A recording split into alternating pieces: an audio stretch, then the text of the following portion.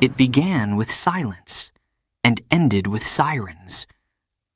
For 12 days, fire rained from the sky. Missiles flew, cities burned, and fear ruled the hearts of millions.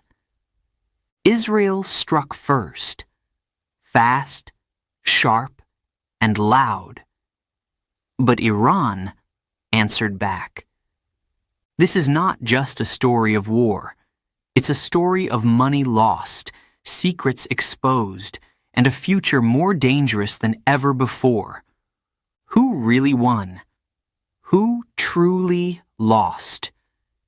And what comes next? Join us now as we dive into the 12-Day War, Israel versus Iran. Who really lost? Chapter 1. The First Strike. It was a quiet night. The world was sleeping, but the skies over Iran were not. At exactly 2:14 a.m. on June 13th, 2025, a deep sound broke the silence. Jets, missiles, explosions. Israel had begun its most dangerous mission in years. A surprise attack, fast, loud, and deadly. The targets? Iran's nuclear sites, its missile factories, and its military leaders. This was not a small operation. It was massive. Prime Minister Benjamin Netanyahu stood before the cameras earlier that day. He said, "Iran is a danger to the world. We must stop them, now." The Israeli army was ready. They used F-35 jets, drones, cyber attacks, and more. They hit deep inside Iran, cities, deserts, and even secret bunkers. But Iran was not sleeping. They were watching, waiting. When the first missile hit, Iran's defense systems came alive. Sirens screamed. People ran to shelters. Military bases locked down. Iran's leaders met in an underground war room. Their decision? Fight back. Hard. Within hours, Iran launched a counterattack. More than 300 missiles filled the sky, aimed at Israeli bases and cities. Some were stopped, but many got through.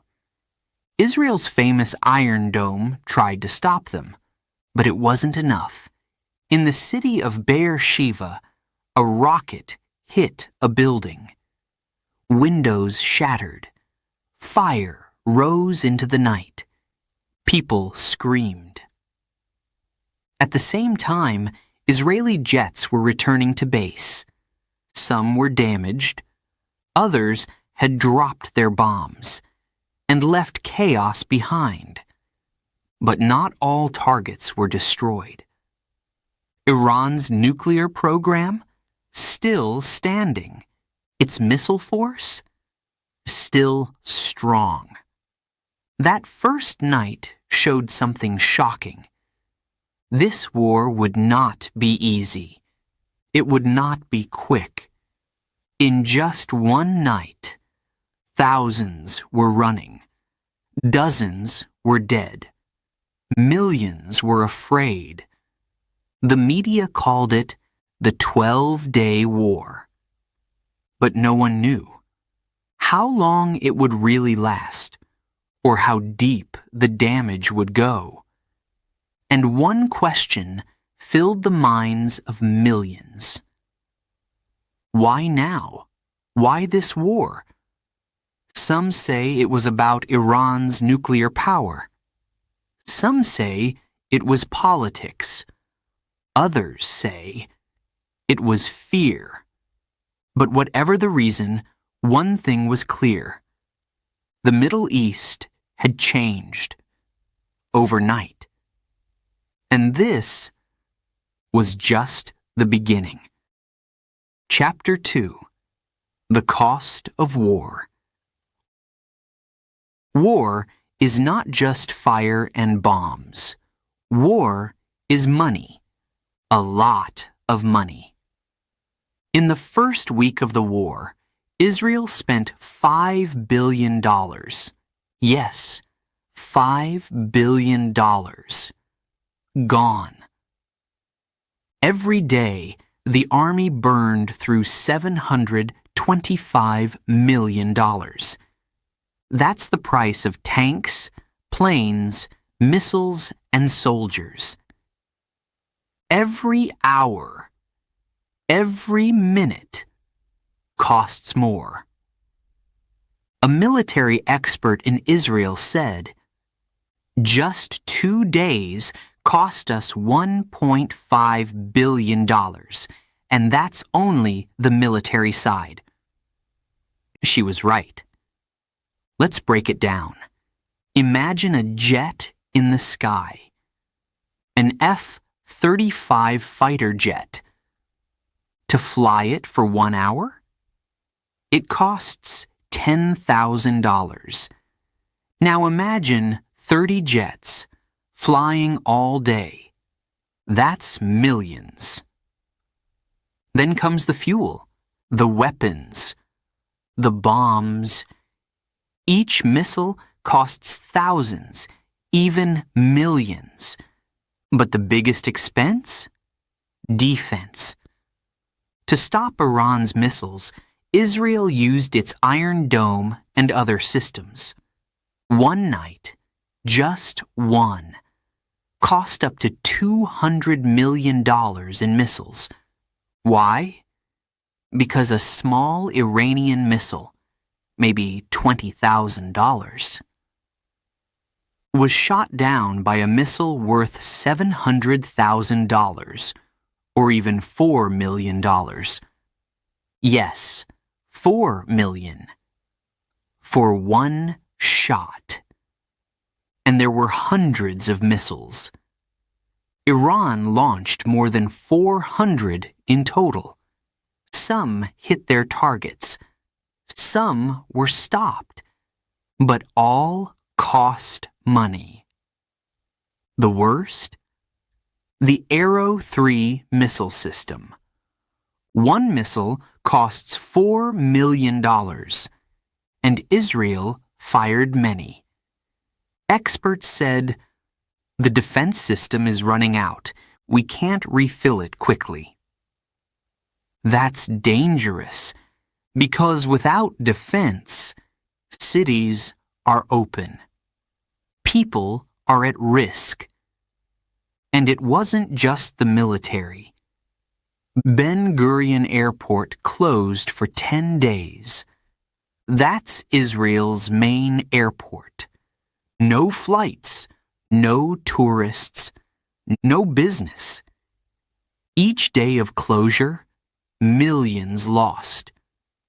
Then came the strikes on buildings, homes, shops, offices, in Beersheba, Tel Aviv, and even near Jerusalem. Rockets damaged hundreds of buildings. Some fell to the ground. One engineer said, "This is the worst damage I've seen in 30 years." Rebuilding? It will cost hundreds of millions more. And what about the people? 36,000 families were displaced.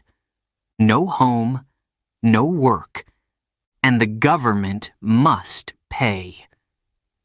Insurance companies? Overwhelmed. The government? Stressed. Israel's defense budget exploded. It jumped 65% in 1 year. And now? Other areas, like schools, hospitals, and public transport, will face cuts. The finance ministry said, "We need to move $857 million more to defense." The country is bleeding cash. One economist warned, "If this war lasts longer, we could lose 20% of our economy." A disaster. So, yes, war is not just about winning or losing. It's about surviving.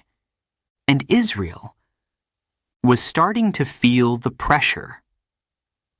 The next chapter. The Iron Dome struggles, because even the best defense has its limits. Chapter 3. The Iron Dome struggles. They called it unbreakable, a wall in the sky, a shield of fire. Yes, we're talking about Israel's Iron Dome. But during this war, even the Iron Dome began to break. On the third day of the war, Iran fired dozens of missiles. Not from one place, no, from different directions, at the same time. Some were fast, some were slow, some were smart. Some were cheap.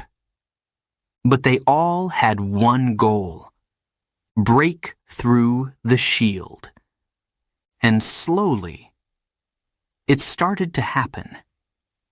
The Iron Dome tried to keep up. It launched interceptors again and again. Boom, boom, boom. But each interceptor costs money. And each launch burns time. One Israeli soldier said, "Sometimes we had to choose. We couldn't stop all the missiles. We had to protect the most important ones." That was shocking. It meant some cities were left open. Some buildings got hit. The David sling system, a second layer of defense, also struggled. It could stop bigger missiles, but it was expensive, $700,000 per shot. And the worst, Arrow 3. This was Israel's last line of defense. Strong, but very, very costly. Each missile? $4 million. And they used dozens of them. Even when they stopped a missile, it didn't always feel like victory. Why? Because Iran's missiles were cheaper. Much cheaper. A $20,000 missile stopped by a $4 million defense. Who wins in that situation? Iran smiled. Israel spent. And worse, Israel's missile supply was going down, fast. Factories could not keep up. The army had to think twice before launching. One night, a missile hit a building in Ashdod. People asked, where was the Iron Dome? The answer was simple. It was tired. Too many rockets. Too little time. And Iran was learning, watching, testing Israel's system, finding the weak spots. And sometimes they got through. It was no longer a game of tech. It became a game of numbers, a game of pressure, a game of survival. In the end, even the strongest wall can fall if you hit it long enough. And Israel's wall? It was cracking. The next chapter. The economic burn. Because when the shield breaks, the real pain begins. Chapter 4. The economic burn. War destroys more than cities. It burns money, hopes, and daily life. For Israel, this war became a financial nightmare. It didn't start with bombs. It started with closures. The biggest airport in Israel, Ben Gurion, was shut down. Not for 1 day, not 2, but 10 full days. No flights in, no flights out. Tourists stuck. Business frozen. Every single day cost millions. Shops closed. Factories stopped. Deliveries were delayed. Markets dropped. And fear? Fear was everywhere. People were not buying, not working, not moving. Small businesses cried for help.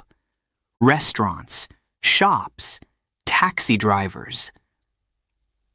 All lost income. One cafe owner in Tel Aviv said, "Customers disappeared overnight. I still pay rent, but no one is coming." Then came the damage. Iran's rockets hit hard. More than 400 missiles. Some hit homes. Others hit roads, schools, even power stations. And one of the worst hits? Weizmann Institute, a major science center. Gone. Another major target, Bazan Oil Refinery. Explosion, fire, shutdown. $3 million lost every day.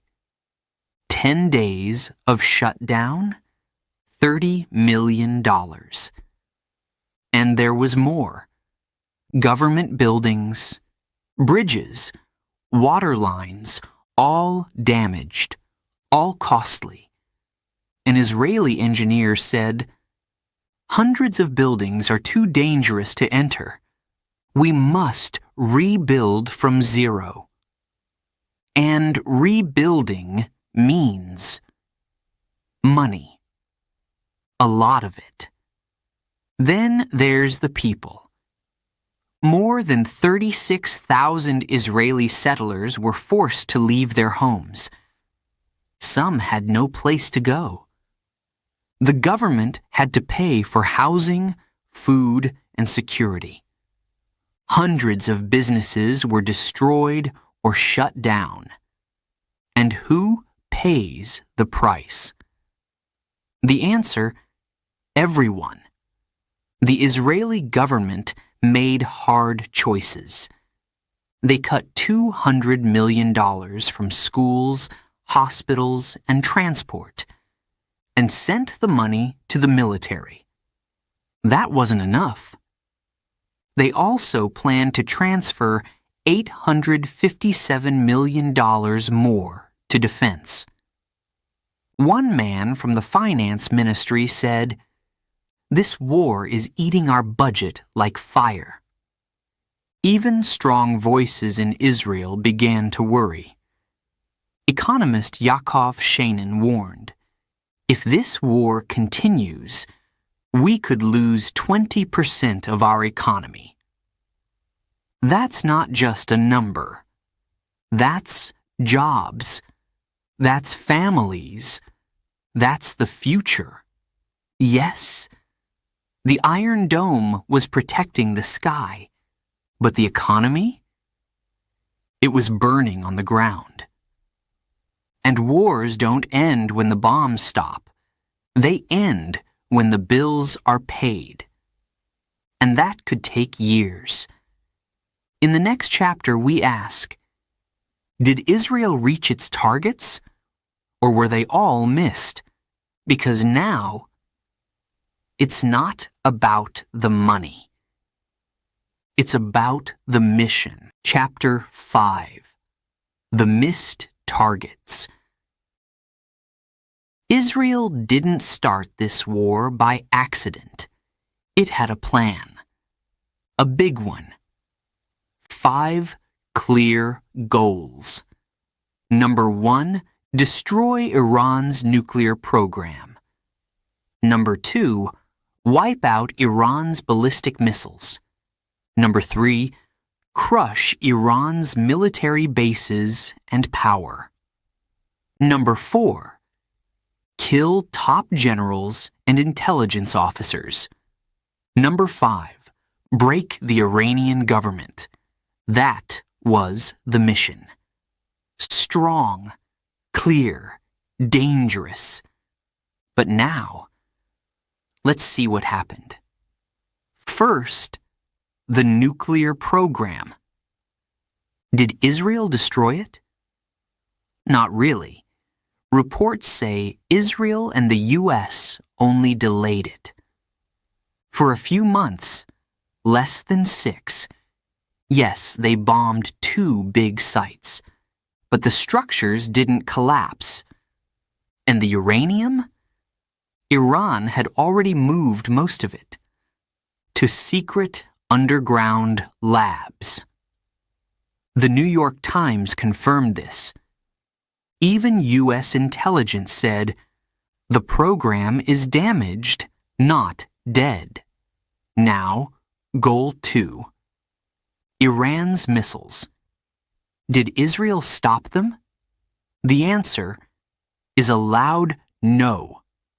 On the final day of war, Iran launched a massive attack. Hundreds of missiles in one night. One city, Beersheba, was hit badly. Fires, screams, destruction. Experts say, you can't destroy a whole missile program with airstrikes. Why? Because you'd need to bomb all factories, all storage sites, all labs, all tunnels, and kill all the scientists. It would take months, maybe years, and a full ground invasion. That didn't happen. Now, Goal 3. Destroy Iran's military power. Impossible. Iran's army is big, smart, ready. They lost some bases, some weapons, some officers, but they fought back hard and fast. They even launched cyber attacks, hit Israeli systems, took down websites, leaked files, and they're still standing. Goal 4, kill top leaders. This one? Yes, partially successful. In the first strike, Israel used secret drones. They hit deep inside Iran. Some top commanders were killed. That was a real blow to Iran. But Iran responded. Fast. Their intelligence arrested dozens of spies, shut down Israeli networks. In a way, the attack only made Iran more alert. Last goal, change the regime. Big dream. Big failure.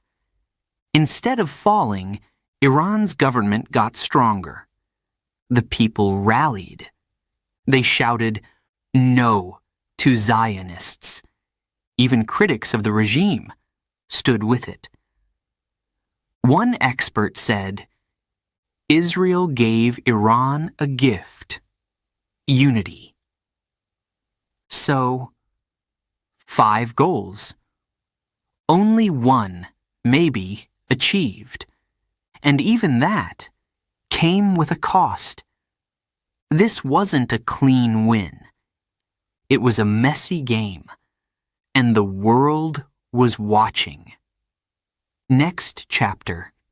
Iran fights back because the story was far from over. Chapter 6. Iran fights back. They thought Iran would break, that it would fall, that it would stay silent. But Iran fought back, and the world saw it. On the second night of war, missiles began to fly. Hundreds roaring through the dark, aimed straight at Israel. Not just one area. Cities, military bases, even airports. Sirens screamed. People ran. Shelters filled. Israel was under attack. And not just from Iran. Groups in Lebanon, Syria, and Iraq joined the fight. They sent more rockets, more drones, more fear. This was no longer just Israel versus Iran. It became something bigger. The Israeli army was shocked. So many directions, so many threats. And then came the surprise. Cyber attacks. Iranian hackers targeted Israeli banks, TV channels, government websites, hospitals. One by one, systems went down.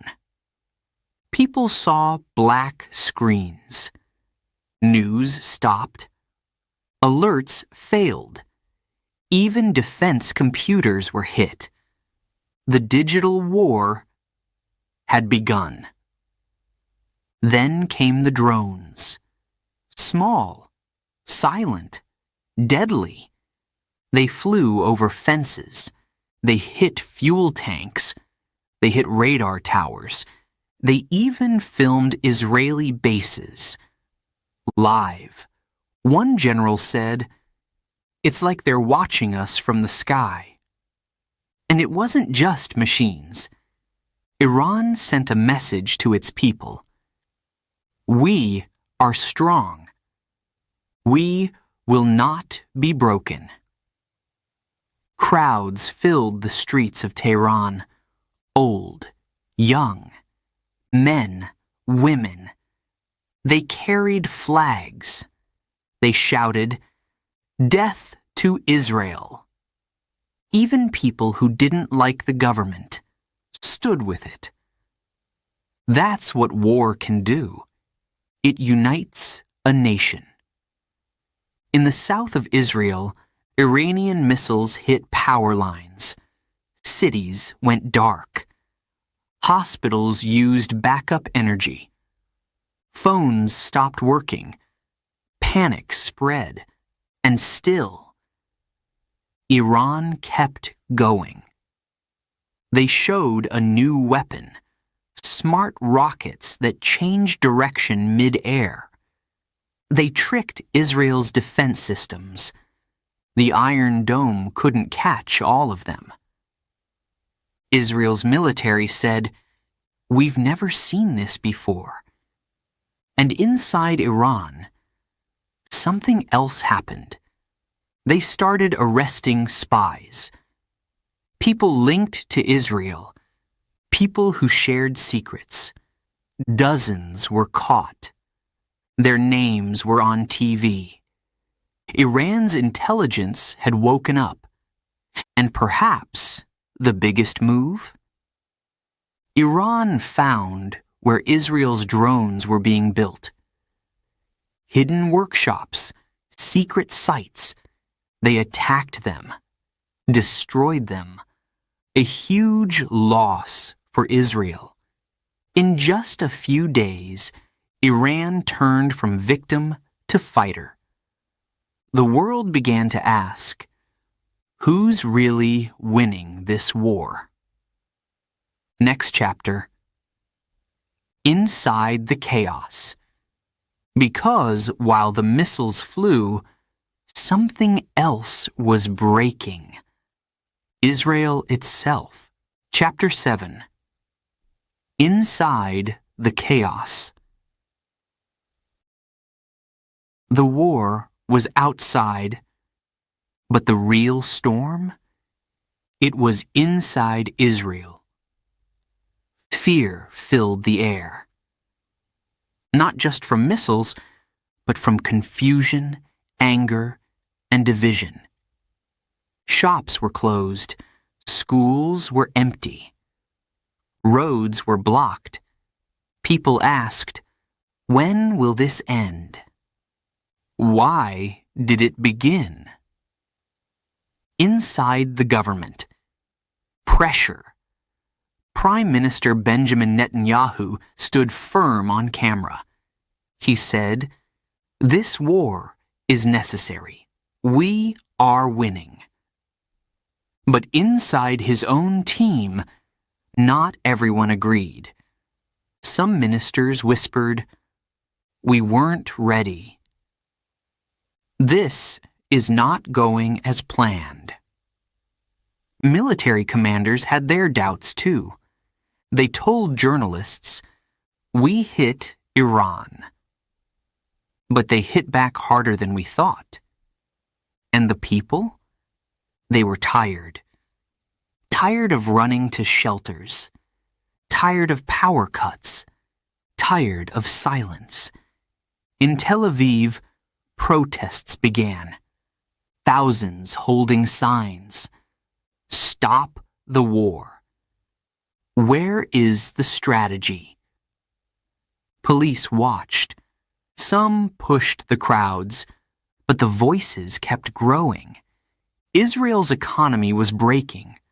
So was public trust. A mother said, "My son is in the army. I don't know if he's safe. I don't know why he's fighting." A business owner said, "I lost everything in 5 days."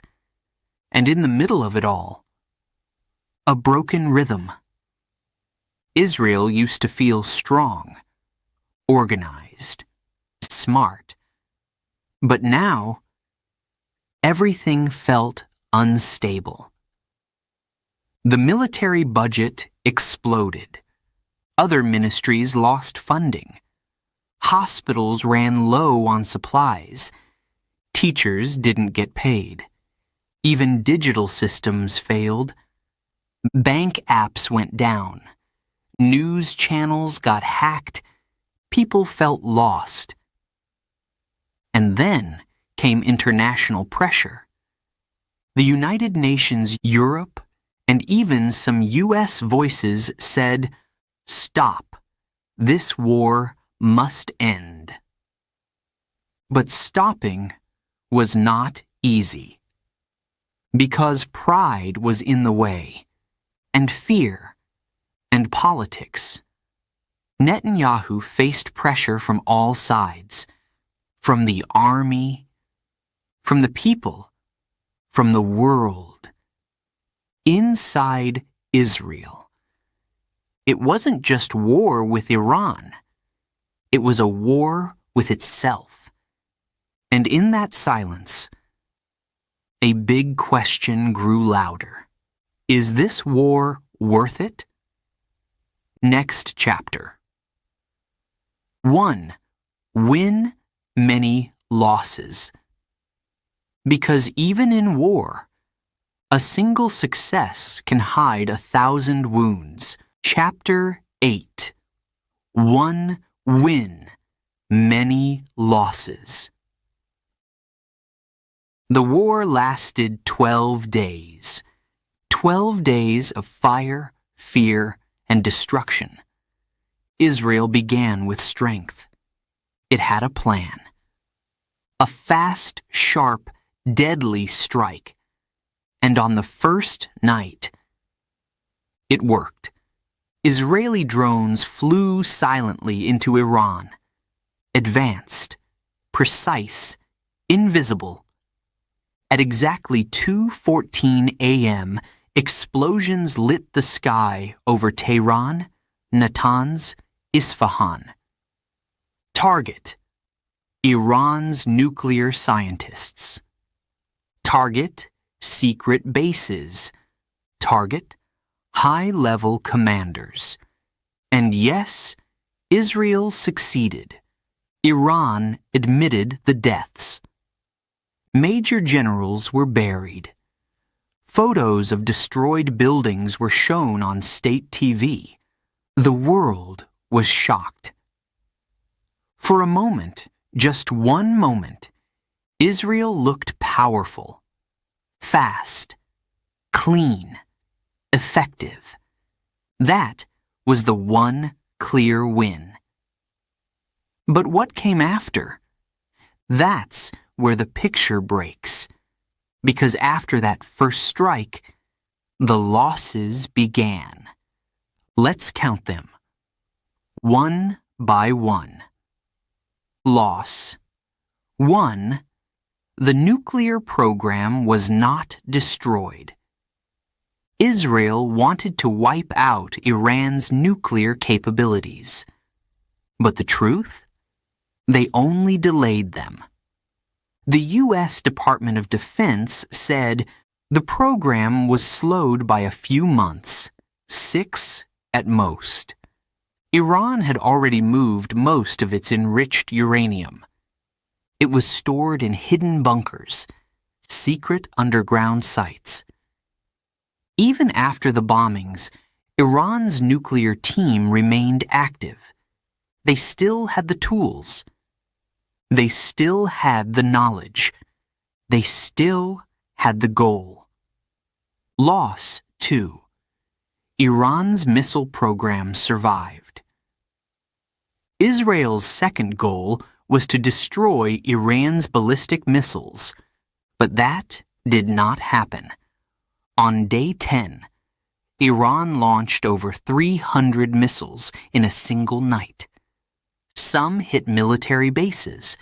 Others landed near civilian areas. In Beersheba, flames covered an entire street. Experts said, to destroy a missile program, you must destroy factories, scientists, supply chains, and storage bunkers. That takes months, not days. Israel didn't have that kind of time. Or strength. Loss. 3. The economy burned. Each day of war cost Israel between $700 million to $1 billion. In 12 days, more than $12 billion was gone. Ben Gurion Airport shut down for 10 days. Tourism collapsed. Imports delayed. Tech companies lost millions.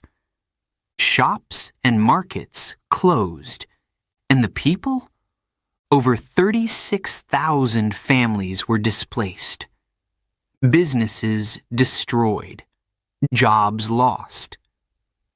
The Ministry of Finance had to move nearly $1 billion from public services, from schools, hospitals, transport, to cover military spending. Even Israel's credit rating was in danger. Loss 4. Israel's secrets were exposed. In this war, Israel used its most advanced tech, drones, cyber attacks, electronic warfare. But in doing so, they revealed their hand. Iran discovered the locations of drone factories. They attacked them. They exposed Israeli methods. What was once secret was now known.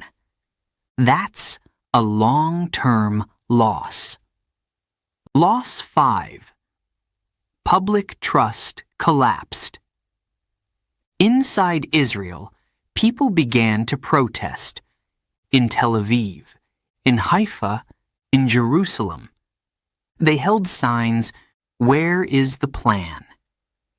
Who pays for this war? Many saw the war as political. a distraction, a game. Even military leaders began asking questions. And the people? They were scared. One mother said, "My child wakes up crying every night. He asks if the missiles will come again." Fear became the new normal. Loss. 6. Iran became stronger. Instead of falling apart, Iran became more united. Even critics of the regime joined together. They marched. They gave blood. They shouted, "Death to Israel." The war gave the Iranian government something it hadn't had in years: public support. It turned the state into a symbol of resistance. And that is a powerful gift. So, yes, Israel had one win. The first strike. A powerful attack. A shock to the system. But what followed? Losses on all fronts: military, economic, strategic, emotional. And most of all, Israel showed its limits. One analyst said, "It's like starting a race with a sprint, then falling before the finish line." Now the region waits, quiet, watching, worried, because even after all the bombs, after all the deaths, the biggest question is still ahead. What happens next? Chapter 9. A Dangerous Future. The war ended. But the fear? It didn't. On June 24th, at dawn, the ceasefire began. Missiles stopped flying. Jets stopped screaming. And the world took a breath. But it was not a breath of peace. It was a breath of uncertainty. 12 days had changed everything. Both sides claimed victory, but neither side smiled. Israel said, "We weakened Iran." Iran said, "We stood strong." But behind the words lay cities in ruin, families broken, budgets bleeding, and hearts still shaking. Now people ask, what comes next? Let's look closely. Iran's future. Iran suffered. Military losses, economic shocks, political stress. But the result? Iran is still standing. Its nuclear program? Still alive. Still active. Its missile system? Still firing. And its people? More united. In fact, Iran may be closer than ever to building a nuclear weapon. That's not just a guess. A secret U.S. report said, if Iran wants, it could build a basic nuclear bomb within months. And now, after this war, it might have the motivation.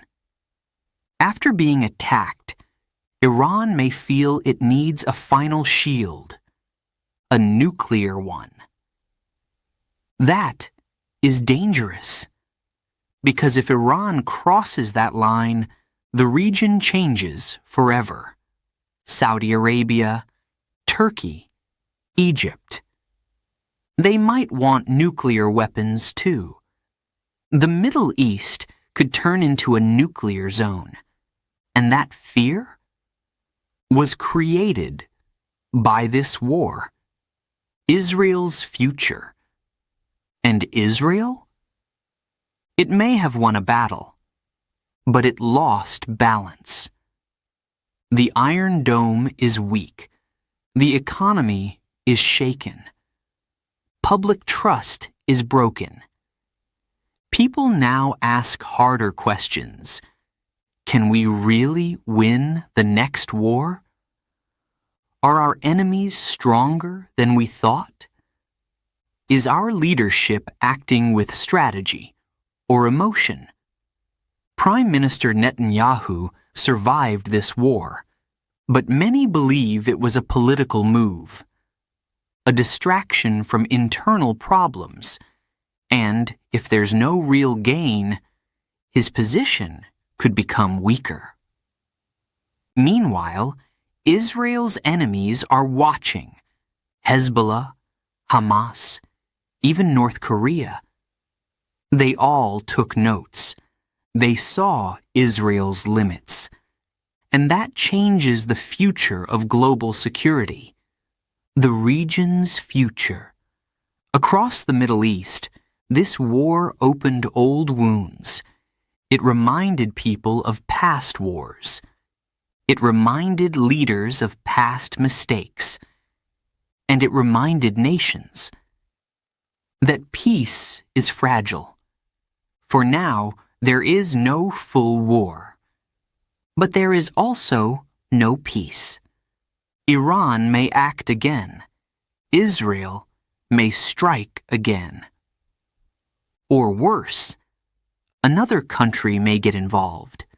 America, Russia, China, all have interests. All have red lines. And if one line is crossed, a bigger war could begin. Not just in the Middle East, but in the world, the people's future. Let's not forget the people. Children in Iran ran to shelters, slept in fear, asked their parents, "Are we going to die?" Children in Israel did the same. They saw fire in the sky. They heard the explosions. They lost homes. Some lost loved ones. No child wins in war. And those memories, they last forever. That's the real cost. Not just money, not just power, but human hearts, burned by fear. So here we are. The war is over. But peace has not begun. And maybe that's the real message of the 12-day war. That power is not victory. That fear cannot bring peace. And that sometimes a quick win brings a long risk. The Middle East is now more dangerous. The future is more fragile. And the world is watching closely. And so we leave you with one final question. Was this war the start of something greater or the end of something broken? Only time will tell.